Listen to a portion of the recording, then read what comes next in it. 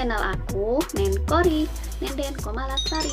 Di video kali ini aku mau bikin donat, tapi fokus ke cara pembuatan adonannya ya. Dalam proses pembuatan donat, menguleni adonan bisa menjadi pekerjaan yang terberat. Menguleni adonan sampai kalis kadang cukup bikin kita bingung melakukannya. Tapi ada teknik mudah yang bisa dicoba. Pada proses menguleni adonan donat juga kadang membuat teman-teman yang baru belajar membuat untuk pertama kalinya bikin rada keder ya buat mencobanya sendiri di rumah. Kalau lihat di video atau di majalah resep, membuat donat kelihatannya gampang banget kalau cuma dilihat. Tapi pas praktek membuatnya, ternyata tidak sesuai ekspektasi yang dipikirkan. Kadang adonan tidak kalis, bentuk donatnya tidak karuan. Itu yang kualami pertama kali mencoba membuat donat ya. Nah, sebenarnya tidak susah yang dibayangkan kok. Kalau tidak mencobanya, gak bakalan bisa kan? Nah, baiklah, walaupun aku bukan ahli bikin donat karena lumayan sering mencobanya dan di awal-awal juga aku sering gagal. Nah, dari situ aku selalu belajar. Jadi, di video kali ini aku ingin share dan aku ingin berbagi sedikit tips-tips menguleni adonan. Semoga video ini bermanfaat buat teman-teman yang lagi belajar. Jadi, kalian harus tonton terus video ini sampai selesai ya.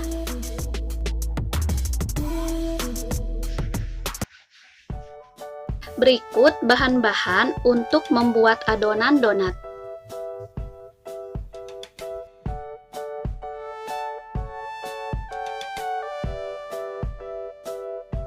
Oke, sebelumnya aku akan bahas sedikit mengenai tepung terigu.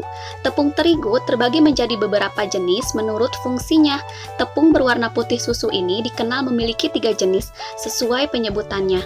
Jenis ini dibedakan dari kadar protein di dalam tepung yang nantinya akan berpengaruh pada hasil akhir serta tekstur makanan. Yang pertama, itu ada tepung terigu berprotein tinggi. Contohnya ini. Tepung terigu berprotein tinggi memiliki kadar protein gluten sebanyak 14-16%. Protein berupa gluten yang ada di dalam tepung terigu inilah yang akan memengaruhi tingkat elastisitas dan kekenyalan kudapan yang dihasilkan. Kemudian yang kedua, tepung terigu berprotein sedang. Contohnya ini. Tepung terigu berprotein sedang memiliki kadar protein yang lebih rendah, yakni hanya mencapai 10-12% saja. Dikenal juga dengan nama tepung serbaguna. Kemudian, yang ketiga, ini yang terakhir adalah tepung berprotein rendah. Contohnya adalah tepung terigu ini. Tepung pro rendah memiliki kadar gluten paling sedikit, yakni sekitar 7-9% saja. Karena kadar glutennya sangat minim, tekstur yang dihasilkan pun lebih garing, rapuh, dan mudah patah. Nah, jadi seperti itu mengenai macam-macam tepung terigu. Kalian jangan sampai tertukar ketika kalian akan membuat atau mengolah makanan. Langkah pertama, aku akan aktifin dulu raginya. Sebenarnya, ragi instan jenis ini tidak perlu dilarutkan atau diaktifkan dulu ya. Kita bisa langsung dicampurkan ke dalam adonan. Nah, karena raginya ini sudah lama tidak aku pakai, jadi aku mau aktifin dulu. Lebih baik raginya kalau sudah terlalu lama dites dulu ya, apakah raginya masih berfungsi atau tidak.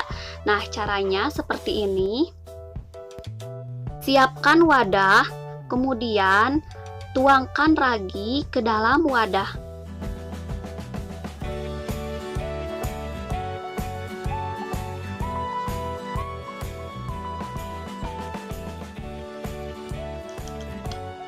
Kemudian tuangkan air hangat sampai merendam ragi. Selanjutnya masukkan juga gula pasir. Kemudian aduk sampai gula pasir larut. Lalu tutup ragi dan kita diamkan sampai kurang lebih 10 menit. Jika raginya masih hidup, maka dia akan naik dan airnya akan berbusa. Siapkan wadah besar, kemudian masukkan terigu.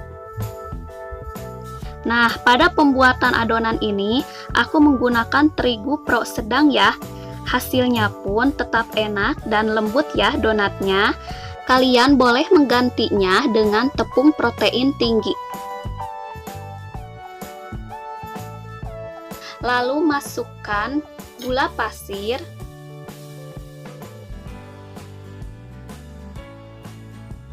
ragi aktif,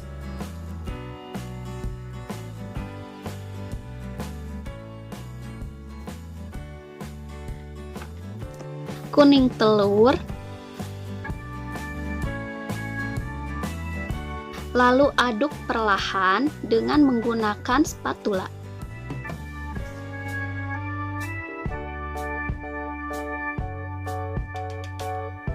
Kemudian masukkan margarin,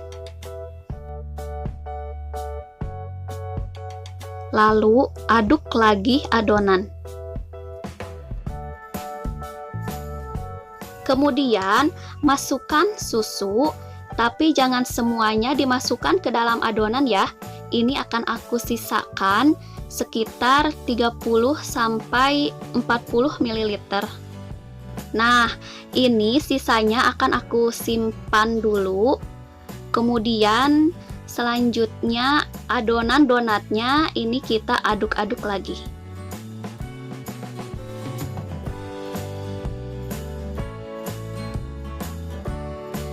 Selanjutnya masukkan garam dan vanila. Nah, jangan sampai kita memberi garam pada adonan berbarengan dengan ragi instan ya, karena garam bisa mematikan ragi sehingga bisa menyebabkan adonannya tidak mengembang. Selanjutnya kita uleni adonan hingga kalis.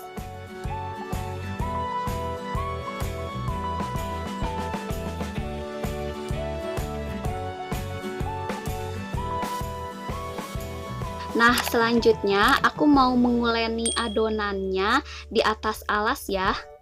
Sebelumnya matrasnya atau alas tempat kerja untuk menguleni adonannya ini akan aku taburi tepung terigu. Nah, setelah itu baru aku akan lanjutkan menguleni lagi adonan donatnya. Ini supaya lebih leluasa ya ketika menguleninya. Teknik menguleni adonannya aku gunakan seperti mencuci baju ya. Adonan donat bisa kita tarik lalu lipat ke arah kita beberapa kali, layaknya seperti sedang mencuci baju dengan menggunakan tangan. Selanjutnya susu cair yang tadi kita sisakan ini akan aku tuangkan ke atas adonan. Ini akan aku campur. Nah, ini kita masukkan sedikit demi sedikit, lalu kita uleni lagi.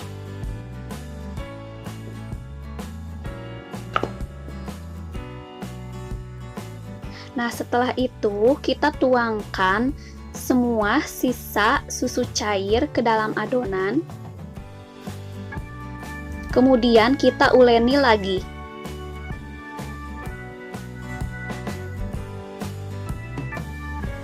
Setelah dituangkan semua susu cairnya, maka tekstur adonannya jadi seperti ini ya. Gak jelas, lengket-lengket, dan gak kalis. Pasti teman-teman semua akan berpikiran mau udahan aja deh, gitu ya. Atau enggak, teman-teman akan menambahkan lagi tepung terigu ke dalam adonan supaya kalis. Itu yang aku alami dulu ya. Nah, teman-teman, jangan dulu menyerah dan juga jangan berbuat seperti itu. Kalian harus saksikan video ini bahwa adonan yang nampak tak jelas ini pada akhirnya akan kalis. Ini mohon maaf ya kalau durasi videonya panjang, karena aku ingin melihatkan proses dari kondisi yang sebenarnya supaya jelas ya. Adonannya ini kita uleni terus.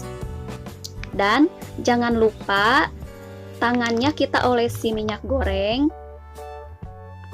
Kemudian juga alasnya ini kita oleskan minyak goreng juga supaya tidak lengket.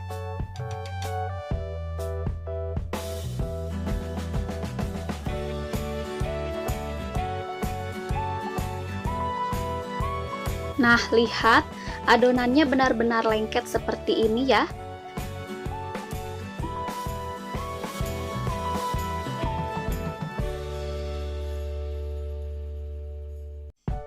Kita terus saja uleni adonan donatnya. Ini bisa kita tarik, lalu lipat ke arah kita beberapa kali. Setelah itu adonan bisa dibanting-banting atau ditonjok-tonjok bila perlu. Jadi kalau lagi sebel sama orang lain atau pasangan, nah boleh kok sebelnya dilampiaskan dengan menguleni adonan seperti ini. Siapa tahu jadi hilang ya sebelnya, jadi terlampiaskan. Loh, kok jadi ngelantur kemana-mana ya?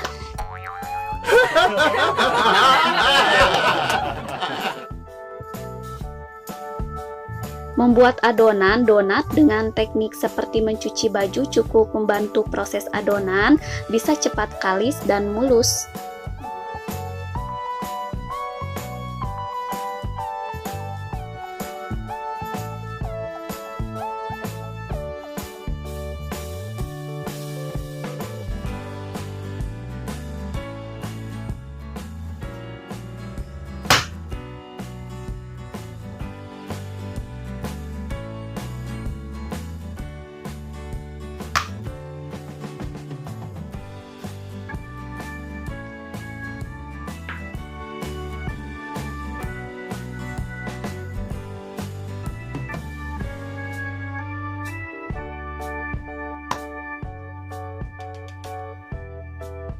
Nah, kalau adonannya sudah tidak menempel atau lengket lagi di tangan, ini berarti sudah selesai ya adonan donatnya.